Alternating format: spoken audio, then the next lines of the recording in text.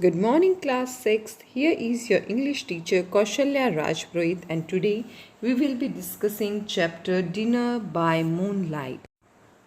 This chapter is an edited extract from Rusty and the Magic Mountain written by Ruskin Bond. Ruskin Bond was born on 19 May 1934.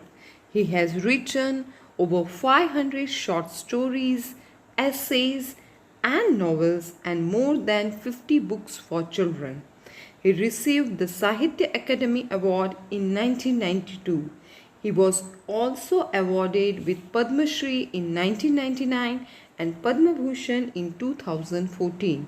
Okay, so this is an extract from the Ruskin Bond's book. In Dinner by Moonlight, three friends, Rusty, Pitambar, and Popat,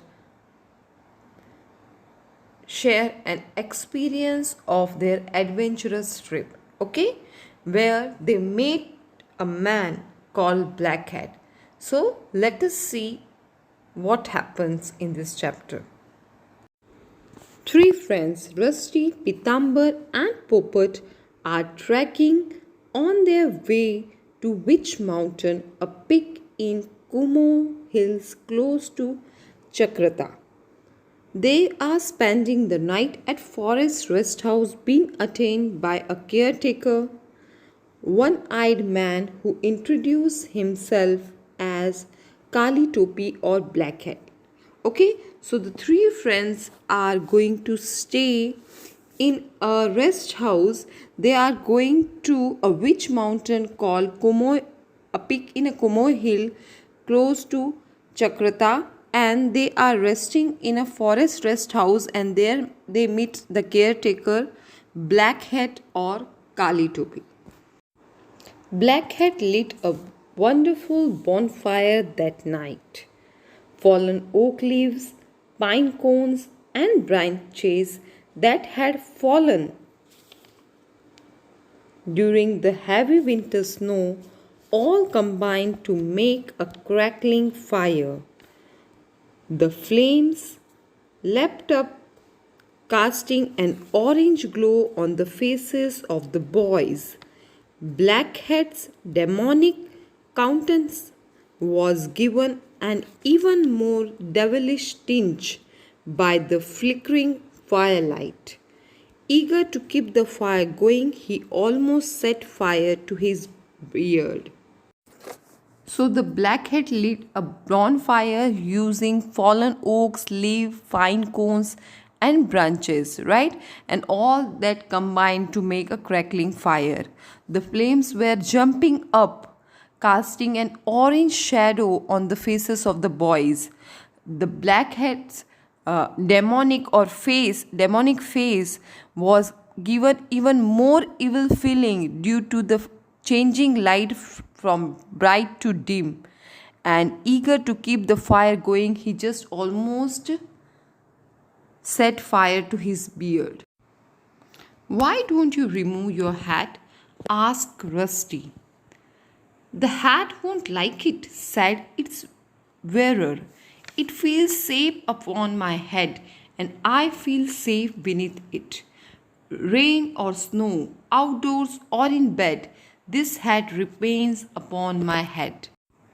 When Rusty asked that why doesn't Blackhead remove his hat, then he said he never removes his hat and he keeps it on even in rain, snow, or outdoors, or even in bed. The boys clapped. They had admired their host's loyalty to his hat, and they had to admit it seemed to suit him, adding distinction to his scar and one eye. The boys clapped for the black hat and also admitted that it suited him totally, right? It added importance to his scar and one eye. "Tell us your name," asked Popat. "Kali Topi is my name. I need no further claim to fame." "We will call you Topi for short," said Rusty. But tell us how long you have been wearing it. Popat asked him his name and he told his name was Kali Topi. Rusty told that they would call him Topi in short, right? And he also asked him that how long he is wearing this topi. Only 30 years, about half of my life. It has lasted well, observed Pitambar. Made in London, it was worn by Angrezi magistrate when I was young forest guard. He was killed by a tiger. The tiger ate him but left the hat. The blackhead told the boys that he has been wearing this hat since 30 years. It was made in London and it was worn by an Angrezi magistrate, a judge in a court. When he was young forest guard, the magistrate was killed by a tiger and the tiger left the hat. Were you there when it happened? Pitambar inquired. Yes, it happened very quickly. The magistrate, his assistant, and 2 forest guards, I was one of them, were on the foot on the trail down Hanol. When this tiger came out of the bushes very fast, very silent, and pounced upon the Sahib and carried him off. And what about you? Oh, I was up a tree in no time. But not before the tiger has clawed out one of my eyes. The blackhead told the boys that they were attacked by a tiger when the magistrate, his assistant, and 2 lifeguards, one of them was the Kali Topi, were on foot on the trail down to Hanol, right? And when tiger came out of the bushes, he just suddenly pounced, he suddenly jumped on the Sahib and carried him off. And he was on the tree in no time, but the tiger clawed out one of his eyes. That was when I was trying to rescue the Sahib. None of us had gun, you see. You don't chase an angry tiger with a walking stick. So we waited until we thought it was safe and then we went for help. Found the magistrate Sahib next day. Not much was left of him. Kali Topi told the boys that they didn't have guns and hence they waited until they thought that it was safe and then went for help. It was a man-eater, all right, and the first in these parts. And they were cubs and they too grew to be man-eaters. So he was a man-eater. And the hat asked Rusty, was the magistrate still wearing it? No, it was lying near the bushes where he had been attacked. Look, there is still a big scratch on it, made by one of the tiger's claws. The boys came closer to look at the hat. Its wearer, Kali Topi, had no intention of removing it, so they had to stand around him to examine it. There was a big dent on one side. It could have been made by any sharp object. It sounded like a very tall story. Blackhead told the boys that he found the cap where the magistrate was attacked and he took it off, right? And he is wearing the topi since then. He also showed the boys the dent in his topi. The boys felt the story was hard to believe. But the boys decided to believe it. You could believe anything about Blackhead. The dinner was a success. While they ate, various hungry animals gathered around them in a dark but kept to the shadows.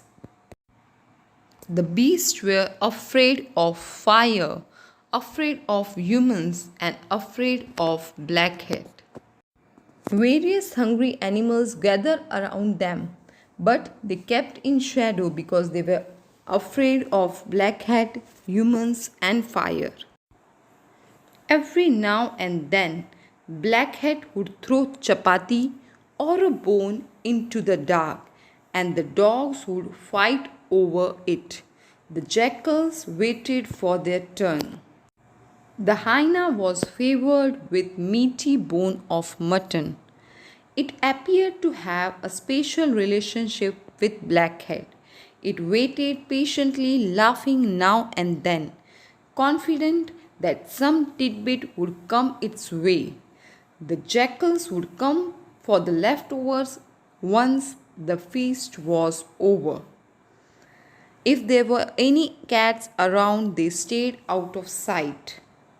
Blackhead feeded dogs, hyena, and even jackals. Hyena was awarded by a piece of mutton, and jackals ate the leftover. The caretaker kept the boys awake with tales of treasure, witchcraft, that is, black magic, and strange happenings on the witch mountain. There is a magic stone hidden up there, he said, a rare jade, an emerald brought from Tibetan China by an early traveler. Find it and you will be made for life. Rusty and his friends hadn't come on a treasure hunt, but if there was a treasure to be found, why not look for it? So, this chapter is all about the adventurous night which Rusty, Pitambar, and Popat spent with Blackhead. I hope you have understood the topic. Thank you.